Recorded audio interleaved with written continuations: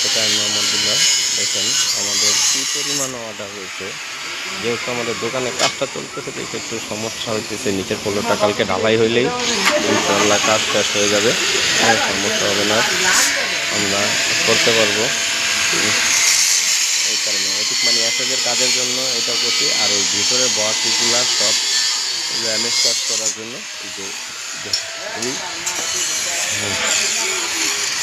এই দেখেন আমাদের ভিতরে আরো কাজ চলতে আছে, কিন্তু ওগুলো অন্ধকার জন্য এই কারণে লাইট লাগাই দেখতে পাচ্ছি না।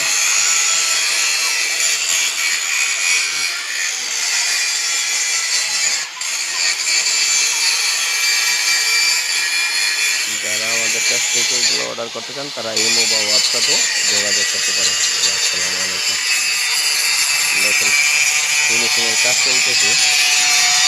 আমরা কীভাবে ফিনিশিং দিই মালগুলো একটু দেখেন। সব যা প্রত্যেকটা মাল একদম ফিনিশিং পাবেন এরকম। জি আসসালামু আলাইকুম।